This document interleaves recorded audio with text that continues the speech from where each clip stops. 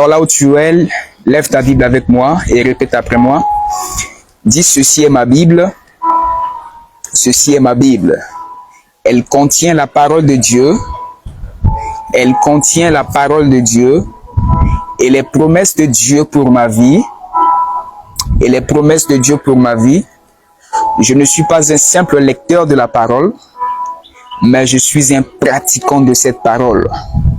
Aujourd'hui, j'ouvrirai ma Bible et le Seigneur me parlera au nom puissant de Jésus. Amen.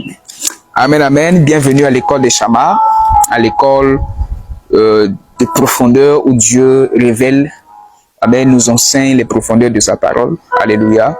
Alors, je vous dis shalom, shalom, que la paix du Seigneur soit sur vous de là où vous me suivez. Amen. Je vais prier. Abba, thank you to be in your presence and to share your word to your people. Holy Ghost, I speak through me and make me a blessing to your people. And at the end of the day, let only the name of the Lord be sanctified. In Jesus' mighty name. Amen. Amen. Alléluia. Je salue mon frère Nicéphore Zorobali du côté du Togo. Je vous salue tous de wherever you are following me. Let God touch your life and bless your life in the name of the Lord Jesus. Amen. Alors depuis, je suis en train de développer cette série avec vous, cette série d'enseignements sur la prière. Amen. Je crois que nous avons tous besoin de la prière. Nous avons tous besoin de la prière si nous voulons vraiment vivre des choses surnaturelles avec Dieu. Et depuis, j'étais en train d'enseigner que la vie chrétienne miraculeuse, cette vie chrétienne où Dieu décompte des situations dans votre vie, où Dieu commence à résoudre des problèmes après problèmes. C'est-à-dire que votre vie chrétienne rayonne de gloire. Tu te rends compte que tu ne manques absolument de rien. Tout ce que tu veux, Dieu te donne. Cette vie chrétienne-là, cette chose se passe dans votre vie si vous prenez au sérieux ce qu'on appelle la prière. Vous ne pourrez jamais exceller avec Dieu. Vous ne pourrez jamais arriver à certains niveaux avec Dieu. Vous ne pourrez jamais palper certaines choses avec Dieu si et seulement si vous ne développez pas votre vie de prière. Alléluia. Et si vous voulez comprendre ce dont je suis en train d'enseigner, je vous invite à aller sur ma chaîne YouTube. Vous pouvez voir déjà, j'ai déjà commencé cette série, la phase 1, la phase 2, la phase 3 et aujourd'hui nous sommes à la phase 4. C'est depuis que je suis en train d'enseigner sur la prière de notre Père. Et j'étais en train de dire que la prière de notre Père où Jésus a appris aux disciples, c'est pas une prière de récitation. Je vois beaucoup de personnes parfois quand ils veulent prier, même quand on était encore élève à l'école, parfois avant de commencer les cours, on est là à réciter notre Père qui est aux cieux, que ton nom soit sanctifié, que ton règne vienne. En fait, c'est pas mauvais. Amen. Mais le but de cette prière, c'est pas à réciter. C'était un modèle de prière que Jésus était en train de nous apprendre. Il était en train de faire comprendre aux disciples que si vous voyez Dieu faire des grandes choses dans ma vie, si vous voyez Dieu décompter des situations dans ma vie, si vous voyez comment je guéris les malades, tout ce que je dis, ça arrive. Je menace le vent se tait. Je parle aux montagnes, les montagnes se déplacent. Le miraculeux fonctionne dans ma vie, c'est parce que j'ai une manière de m'adresser à Dieu mon papa. Alors si vous voulez aussi vivre ce que moi Jésus, ce qui arrive dans ma vie, faites comme ça. C'est-à-dire que quand vous priez là, faites comme j'ai l'habitude de faire. Dites notre Père. Et je vous ai expliqué l'importance de dire notre Père. Amen. Et il a dit, après, dites notre Père, que ton nom soit sanctifié. Je vous ai aussi expliqué pourquoi on doit sanctifier le nom de Jésus lorsqu'on prie. Après, il dit que ton règne vienne, que ta volonté soit faite sur la terre comme elle est faite dans les cieux. Et je vous ai aussi expliqué l'importance de cette phrase qui dit que ton règne vienne. Amen. Et cet après-midi, je m'en vais vous expliquer la partie qui dit donne-nous aujourd'hui notre pain quotidien. Quelqu'un dit avec moi, donne-nous aujourd'hui notre pain quotidien. Pourquoi c'est important dans le processus de la prière de dire donne-nous aujourd'hui notre pain quotidien? Ça signifie quoi? Ça sert à quoi de dire donne-nous aujourd'hui notre pain quotidien? Bien aimé, vous savez, il y a des gens qui prient et qui voient des résultats dans leur vie. Et on peut voir comment Dieu décompte des situations dans leur vie. Amen. Mais il y en a aussi d'autres qui prient, mais rien ne se passe dans leur vie. J'ai connu des personnes qui prient beaucoup. J'ai connu des personnes, ils sont tout le temps à l'église, à la prière d'intercession. Ils sont tout le temps dans la prière. C'est-à-dire que quand on dit choses de Dieu, là, ils sont dedans. Prière, là, ils sont dedans. Mais quand tu vois leur vie, ça dit, rien n'a bougé dans leur vie. Parfois, on se demande, on dit, mais qu'est-ce qui est pas chez... Est-ce que c'est ce vrai Dieu-là qui sont en train de prier? Amen. Je ne sais pas si tu connais aussi d'autres personnes comme ça, ou bien je ne sais pas si c'est de toi qui sont en train de parler. Quelqu'un, tu vois que la personne aime trop Dieu, la personne prie beaucoup. Quand on dit jeûne de 21 jours, la personne jeûne 21 jours. On dit jeûne de 40 jours, la personne jeûne 40 jours. Mais à la fin, rien ne se décompte dans sa vie, rien n'arrive à bouger dans sa vie. Ce type de personnes-là arrive aussi. Amen. Tout simplement pourquoi? Est-ce que c'est Dieu qui est le problème ou c'est la personne qui prie qui est le problème? Et tous vous et moi, vous savez que celui qui prie, celui qui ne prie pas et que rien ne se passe dans sa vie, on connaît la raison. C'est parce que la personne n'a pas prié. Si vous ne priez pas, rien ne va arriver. Amen. Mais quelqu'un qui prie et rien n'arrive à se décompter dans sa vie, il y a un problème qui est là. Et ce problème, l'apôtre Jacques a essayé de nous expliquer quand il dit, je crois c'est dans Jacques chapitre 4 où il a dit, en fait, vous demandez et vous ne recevez pas parce que vous demandez mal. Amen. Le problème, ce n'est pas de prier. Le problème, ce n'est pas de demander. Mais le problème, c'est de bien prier et de bien demander vos besoins à Dieu. Et beaucoup d'enfants de Dieu, ils prient. Amen. Mais est-ce que vous priez de la bonne manière? Est-ce que vous demandez bien à Dieu? Il y a longtemps, tu es dans l'affaire de Dieu, là. Il y a longtemps, tu es dans l'affaire de chrétien, là. Mais si on essaie d'évaluer ta vie, est-ce que les choses ont eu à changer? Je suis arrivé à un niveau où, quand tu veux me parler de cette chrétienté-là, et que quand je vois ta vie ne reflète pas ce Christ dont tu parles. Ta vie ne reflète pas ce christianisme dont tu es en train de te vanter, mon frère, il faut laisser. Nous sommes dans ce temps-là où on doit démontrer Dieu dont on parle. Nous sommes arrivés au temps de Sodome et Gomorrhe, où quand tu parles de Dieu, on doit voir Dieu au travers de ta vie. Alléluia. Et le problème ici, ce n'est pas que tu pries, tu n'as pas prié, tu as prié. Mais est-ce que tu as prié de la bonne manière? Et je vous ai expliqué la dernière fois que vous pouvez, par exemple, vous avez envie de donner quelque chose à quelqu'un. Mais si la personne vient vous demander et la personne vous manque du respect, même si vous avez envie de donner la chose à la personne, vous allez refuser très bonnement de donner à la personne parce que la personne vous a manqué du respect. Imaginez un enfant qui vient voir son papa et commence à crier sur son papa. Papa, vraiment, tu sais, nanana, donne-moi l'argent, je veux, donne-moi 500 francs, donne-moi 1000. Tu commences à manquer de respect à ton père. Même si ton père a l'argent là, en fait, au lieu même de te donner, il va te chicoter. Parce que tu lui as manqué du respect. Et beaucoup de personnes manquent du respect à Dieu lorsqu'ils sont en train de prier. Ils ne prient pas de la bonne manière. Amen. Voilà pourquoi Jésus a appris comment on doit prier. Alléluia. J'aimerais dire à quelqu'un, Dieu va changer ta manière de prier au travers de cet enseignement.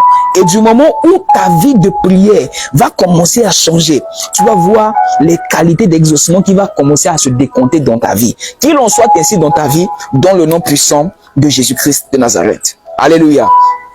Ça fait aujourd'hui beaucoup de nombre d'années que Dieu, personnellement, a changé ma façon de prier. Amen. Moi aussi, auparavant, je priais comme des religieux. Je priais comme un religieux. C'est-à-dire que quand le Seigneur, mais du moment où Dieu m'a parlé, il m'a appris comment je dois prier. J'ai commencé à voir année après année des choses changer dans ma vie, des situations décomptées d'une manière miraculeuse dans ma vie. Et j'ai beaucoup plus expérimenté ça en croisade. Quand je pars en mission d'évangélisation, la manière à laquelle Dieu décompte les situations, décompte les œuvres, tu dis, ouais, la prière, ça marche. Et je sens cette action sur ma vie, la prière aussi va marcher dans ta vie, dans le nom puissant de Jésus-Christ. Amen. Alors, lorsqu'on voit bien, quand Jésus a appris la prière aux disciples, il a dit, comme vous prédit, donne-nous aujourd'hui notre pain quotidien. Que signifie donne-nous aujourd'hui notre pain quotidien? Vous allez voir que Jésus n'a pas dit, dites, donne-moi mon pain quotidien. Il a dit, donne-nous. Pas donne-moi, donne-nous. Si vous voyez bien, dans le processus de la prière commence par notre Père. C'est-à-dire qu'il a pluralisé ça. Notre Père, pas mon Père. C'est-à-dire que ce Dieu dont on prie là, on est dans une famille. Amen. Et après, il a dit, notre Père qui est aux cieux, que ton nom. Il n'a pas dit que votre nom, que ton nom. Et arrivé au niveau du besoin, au lieu de dire, donne-moi mon pain, Dieu dit, ne dites pas donne-moi, dites donne-nous. Quelle est la révélation qui est cachée derrière le fait de dire donne-nous au lieu de donne-moi? Vous savez, on a cette mentalité quand on vient dans la présence de Dieu. La prière, c'est pas pour un individu. Quand on prie, la prière qui décompte les situations, la prière qui pousse Dieu à faire infiniment au-delà de ce qu'on demande, c'est la prière où on vient avec ce cœur de nous, pas de moi. Amen. Souvenez-vous que Jésus a dit dans Jean chapitre 7 que, verset 37 à 38, si je ne me trompe pas, il a dit, celui qui a soif, il vient à moi. Je vais faire de lui un fleuve d'eau vive, des fleuves d'eau vive couleront de ton sein. C'est-à-dire, l'objectif de Dieu, ce n'est pas seulement de te bénir, mais que toi-même tu deviens une source de bénédiction.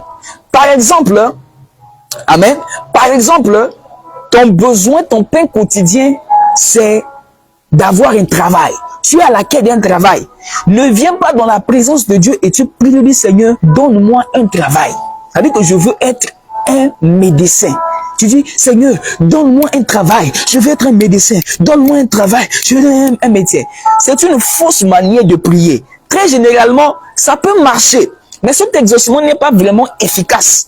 Alors que cette qualité de prière que Jésus est en train de dire là, c'est-à-dire que quand tu dis, Seigneur, donne-moi, donne-nous d'être des médecins dans le pays, Dieu va faire de toi non seulement un médecin, mais au lieu que Dieu te fait de toi un médecin, il te donne un hôpital. Un hôpital qui fera des médecins.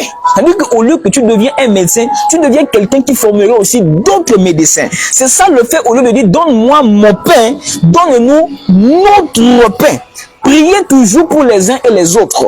Lorsque tu viens dans la présence de Dieu avec ton besoin, Dieu est en train de te faire comprendre que tu n'es pas le seul, tu n'es pas la seule personne en train de traverser cette situation. Toi, tu as un problème d'argent, mais il y a des personnes qui ont plus besoin de ça que toi. Est-ce que je parle à quelqu'un?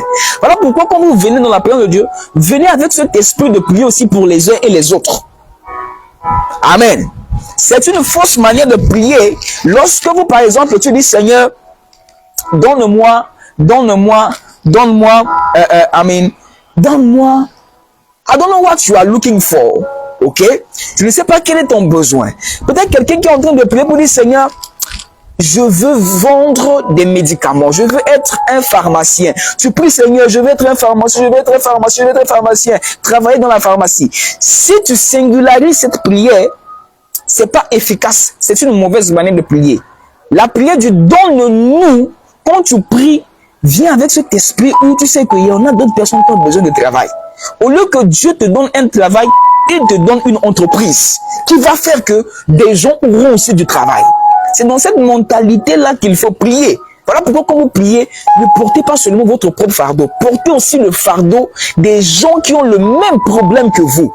Quand tu veux prier pour le mariage, ne viens pas dans la présence de Dieu en priant seulement pour ton propre mariage, mais prie pour l'autre mariage, le mariage de tous ceux qui sont en train de préparer. Dieu fera que non seulement il te donne un mariage, mais il fera que tu seras aussi une source de bénédiction pour ceux qui ne sont pas encore mariés. Est-ce que je parle à quelqu'un? Voilà pourquoi l'intention de Dieu, ce n'est pas seulement, amen, de faire de vous, la Bible n'a pas dit que il fera de nous d'une goutte d'eau, mais il fera de nous des fleuves d'eau vive couleront de notre sein. On sera une source de bénédiction parce que nous sommes de la descendance de la progéniture d'Abraham.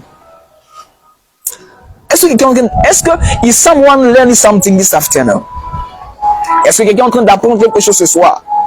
Voilà pourquoi on ne dit pas donne-moi mon pain, mais donne-nous notre pain quotidien.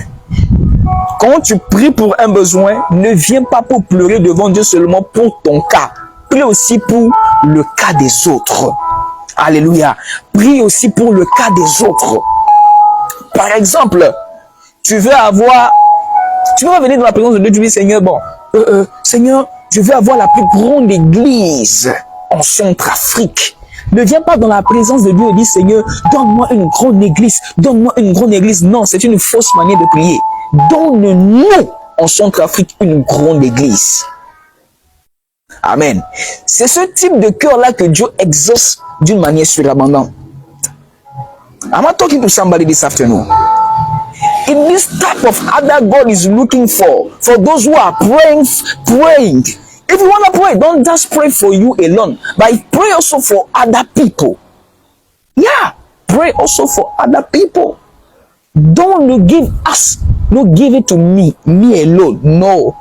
Dieu n'exauce pas ce type de prière. Dieu exauce ce type de prière où on prie aussi pour les uns les autres. On va lire quelque chose. Alléluia. Amen. Jacques chapitre 5, le verset, non,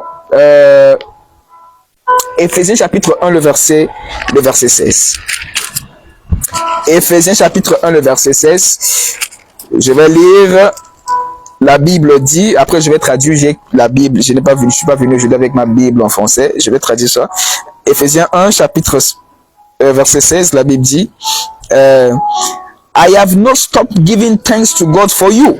I remember you in my prayers. Je ne cesse de demander, de rendre grâce à Dieu pour vous. Je continue de prier pour vous dans mes prières. C'est ce que ici l'apôtre est en train de dire. Je continue de prier pour vous dans mes problèmes. J'ai compris que c'est une grande et puissante clé. Ce dont tu es en train de chercher, quand tu veux prier là, viens là. Non seulement tu pries pour toi, mais prie aussi pour ceux dont que tu connais. Ils traversent la même situation. Seigneur, délivre-nous de ce problème. Résous ce problème pour nous, pas seulement pour moi. Amen. Est-ce que je parle à quelqu'un? Est-ce que Dieu est en train de danser quelque chose à quelqu'un ce soir? When you want to pray, pray also for other people. Donne-nous aujourd'hui notre pain quotidien. Non, donne-moi mon pain quotidien. Donne-nous aujourd'hui notre pain quotidien. Pourquoi? Parce que Dieu veut faire de toi d'une source de bénédiction aussi pour les autres personnes. Amen. C'est comme quelqu'un qui prie et qui veut avoir, c'est-à-dire que je veux, Seigneur, aujourd'hui je souffre de quoi? Je souffre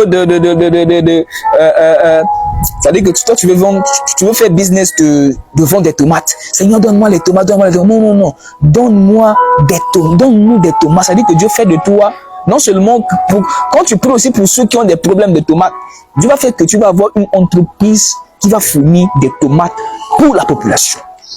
C'est ça la vision de Dieu. Pourquoi? Parce que la Bible dit que Dieu nous bénit selon la richesse de sa gloire. Et Éphésiens 3, 20 dit que celui qui fait infiniment au-delà de ce qu'on lui demande et au-delà de ce qu'on pense. C'est-à-dire que c'est un Dieu qui agit au-delà d'une manière infinie. C'est-à-dire que la manière à laquelle Dieu répond à des prières là, c'est pas la manière dont tu penses. Quand tu demandes 500 à Dieu là, Dieu te donne 500 000. Quand tu demandes 50 000 à Dieu, Dieu peut te donner 200 000. C'est comme ça qu'il veut faire. Il fait de toi une source de bénédiction aussi pour d'autres personnes. Mais pour atteindre ce niveau-là, il faut savoir bien prier. Et savoir bien prier là, c'est quand tu viens avec ton besoin là. Ne viens pas seulement avec l'esprit ou la pensée ou que Dieu décompte seulement pour toi. Prie aussi pour d'autres personnes qui traversent la même situation que toi. Alléluia. C'est cette prière-là que Dieu exauce d'une manière très et très puissante. Amen. De la même manière, vous allez voir que quand Dieu dit dans Matthieu chapitre 10, verset 19 que si 2 ou 3 s'accordent et prient, tout ce qu'ils demandent, le ciel va les accorder. Dieu respecte beaucoup plus la prière d'accord. La prière d'accord terrifie Dieu. Dieu tremble, le trône de Dieu tremble devant la prière d'accord. Quand on dit prier d'accord, c'est-à-dire que 2 ou 3 s'accordent et ils prient pour un seul sujet, le ciel va, c'est que la manière à laquelle le ciel va s'ouvrir, la prière d'accord est une clé qui ouvre le ciel d'une manière puissante. Vous savez, je sais que j'ai un problème de quoi? Hein? Tu sais que tu as un problème par exemple, tu as un problème, tu as un problème de cancer. Alors, tu sais que tel ami aussi a un problème de cancer, telle soeur aussi a un problème de cancer, tel frère aussi a un problème de cancer. Réunissez-vous. Au lieu que tu viennes, tu pries pour toi, réunissez-vous. Priez, Seigneur, guéris-nous. Donne-nous aujourd'hui notre guérison. La manière à laquelle Dieu va décompter vos situations, vous allez que témoigner. Et c'est ce secret que beaucoup de personnes ne connaissent pas. Beaucoup viennent juste pour satisfaire leur propre passion. Voilà pourquoi j'ai dit, vous demandez mal, parce que c'est dans le but de satisfaire vos propres passions. Amen. Dieu prend plaisir à décompter la prière de tout le monde. Voilà pourquoi Dieu toujours, si vous voyez bien dans la vie des apôtres, hein, il ne cesse de dire, priez pour les uns les autres, priez pour les uns les autres. Je ne cesse de rendre grâce de me prier pour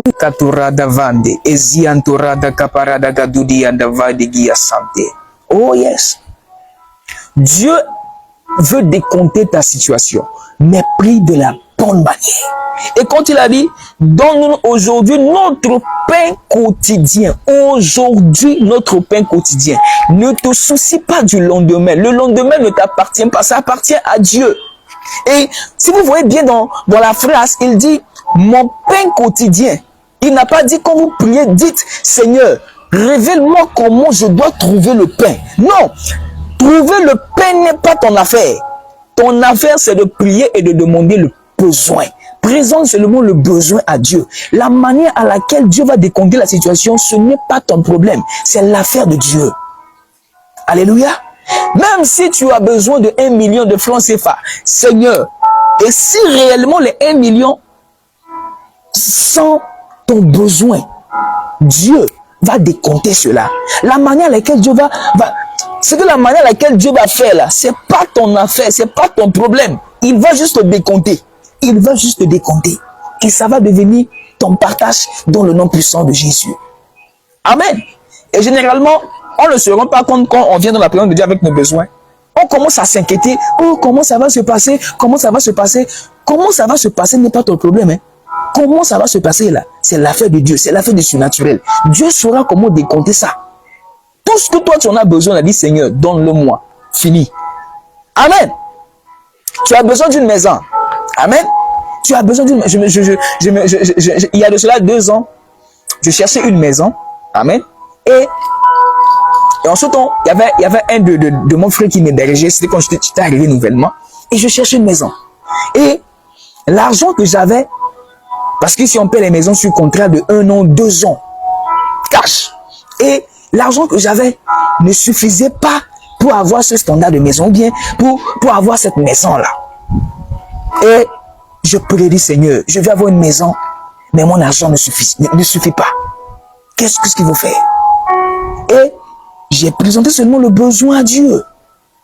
La manière à laquelle Dieu a résolu ce problème m'a aussi étonné.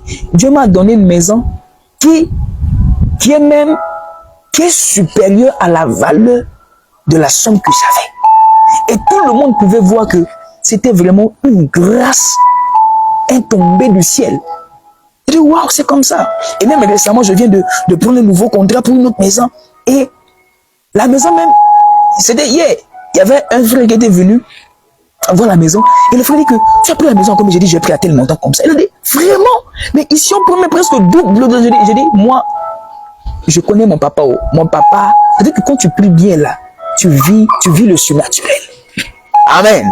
Commence à prier bien. Tu vas voir la manière à laquelle Dieu va décompter cette situation-là. Les gens vont juste vivre dans l'étonnement. Les gens seront étonnés de la manière à laquelle toi tu vis. Les gens seront étonnés de la manière à laquelle les choses se fonctionnent dans ta vie. Tout simplement parce que tu sais bien demander. Quand vous demandez bien, la qualité de la manière à laquelle vous demandez dépend de la qualité de vos exaucements. Ce ne sont pas les exaucements comme ça, là. Ce sont les exaucements quand on voit, on sait que c'est Dieu qui a exaucé. Dieu est dans l'affaire. Comme chez nous, il y a Dieu dedans. Alléluia. je vois Dieu décompter les situations d'une manière miraculeuse dans ta vie, dans le nom puissant de Jésus. Amen. Mais tout pour cela, donne-nous aujourd'hui notre pain quotidien. Le pain quotidien, c'est ce dont tu en as besoin. C'est cette chose-là, c'est ton besoin ultime.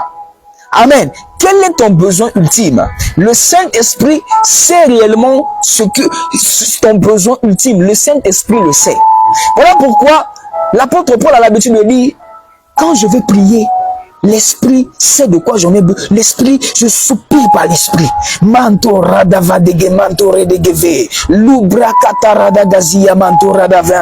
Quand tu soupires par l'Esprit, tu pries par l'Esprit, tu chantes par l'Esprit, l'Esprit commence à faire monter au-dedans de toi ce dont tu en as réellement besoin. Et Dieu va décompter, il va te donner vraiment le pain quotidien, ton besoin ultime. Le pain quotidien, c'est ton besoin ultime. Amen. Le bébé en question, son besoin, ce n'est pas de manger la viande. Le besoin ultime d'un bébé, c'est le lait qui le nourrit. Amen. À un moment donné dans ta vie, Dieu seul sait, connaît ton besoin. C'est le lait dont tu en as besoin pour ta croissance, pour ton changement, pour ton déplacement. Dieu sait de quoi tu en as besoin. Mais pour cela, tu dois aussi prier par l'Esprit. L'une des manières par laquelle on peut se rendre compte pour bien présenter ce besoin à Dieu, c'est de le faire par l'Esprit. C'est de soupirer par le Saint-Esprit, de prier en d'autres langues. Puisque vous priez en esprit, vous exprimez votre réel besoin à Dieu. Amen. Beaucoup de personnes ne sont pas honnêtes lorsqu'ils prient. Ils ne savent pas ce dont ils doivent dire. C'est-à-dire que quand tu viens de la prière, tu ne sais même pas ce que tu demandes à Dieu. Tu es là, mais tu ne sais pas réellement ce dont tu en as besoin. Ça pose un problème. Ça pose un problème. Voilà pourquoi, lorsque vous ne savez pas ce dont vous devez demander à Dieu, faites-le par l'Esprit. Amen. Faites-le par l'Esprit. Et le Saint-Esprit va décompter votre situation d'une manière miraculeuse, extraordinaire, surnaturelle. I'm talking to somebody this afternoon. Alléluia. Oh yes. Oh yes. Vous avez besoin de savoir comment bien prier. Le besoin, ce ne sont pas les passions. Il y a des gens, tu sais que tu n'es même pas à la hauteur de la chose, mais c'est ça que tu veux demander à Dieu. Amen. Par exemple, tu es en relation avec quelqu'un, mais Seigneur, alors je veux que mon mari m'écoute, alors que Dieu sait que c'est toi qui n'es pas soumise. C'est pas ton pain quotidien. Oh yes, ce n'est pas ton pain quotidien. Amen. Tu es en train de demander beaucoup, Seigneur, donne-moi de l'argent, alors que Dieu sait qu'en réalité, tu n'as pas besoin d'argent, tu as besoin de la connaissance qui peut t'amener à bien gérer l'argent qu'il te donnera. C'est cette connaissance-là qui est ton pain quotidien. Mais toi-même, tu ne sais pas. Tu es en train de prier pour demander autre chose. Et c'est cette autre chose-là que Dieu appelle les passions. Amen. Que Dieu appelle les passions.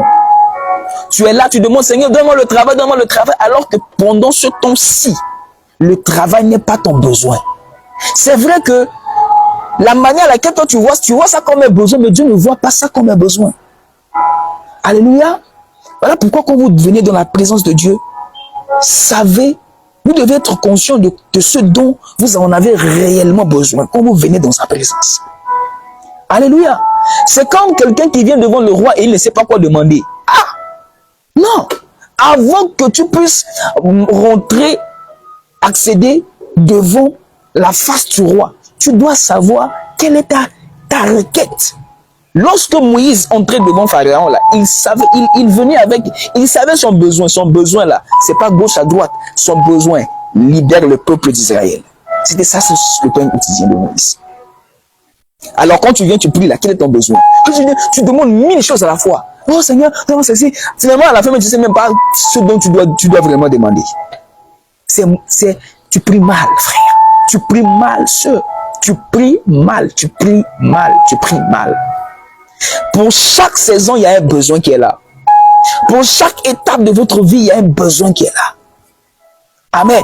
Et ce besoin-là n'est pas la meilleure façon de se rendre compte que c'est réellement un besoin, c'est que vous allez vous rendre compte que ce besoin non seulement ça va décompter votre situation, mais ça fera de vous aussi d'une source de bénédiction dans cette saison-là pour les uns et les autres.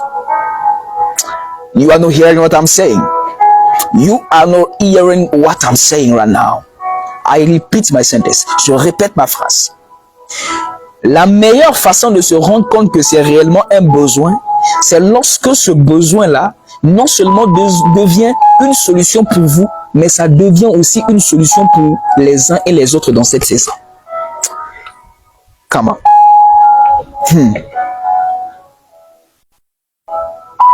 Je vous dis que la pensée qui est derrière les pensées d'Élohim, c'est que non seulement il décompte votre situation, mais c'est que vous-même, au travers de cette solution-là, vous devenez aussi une source de bénédiction pour les autres.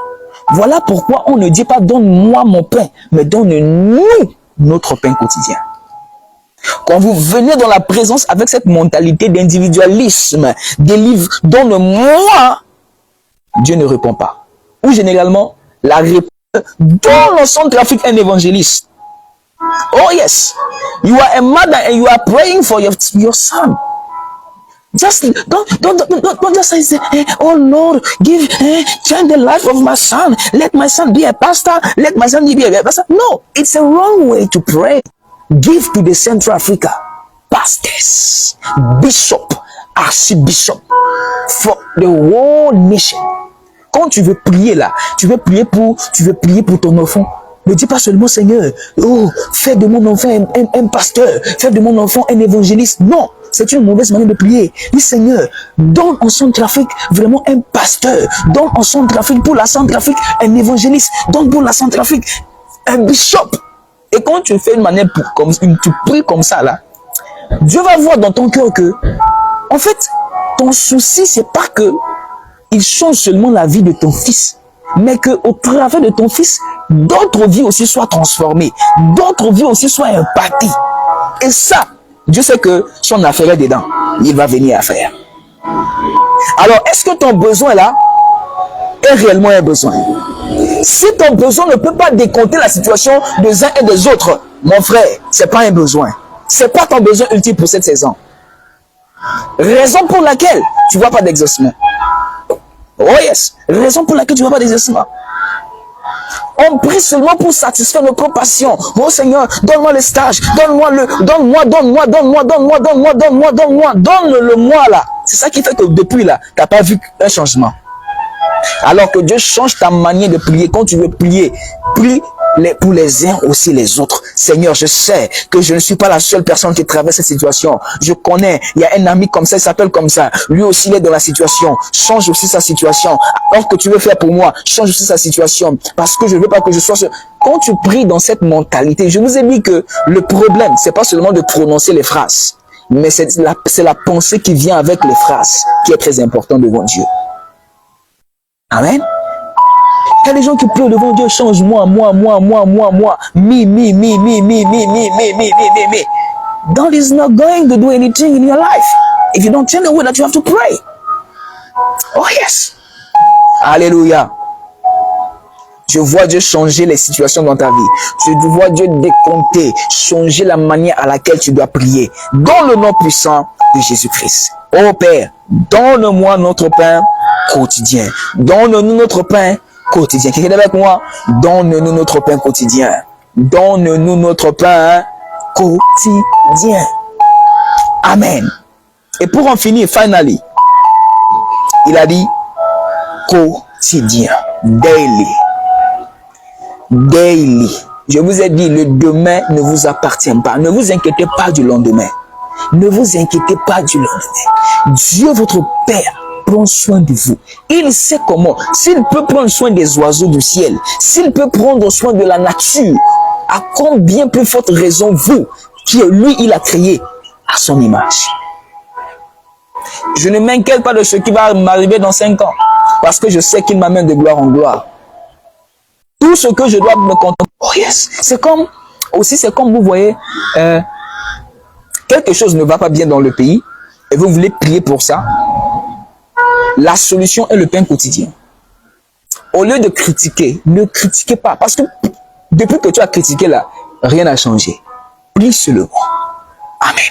Prie seulement. Par exemple, avec cette affaire de Balthazar, là. Les chrétiens, as-tu prié pour la situation qui se passe?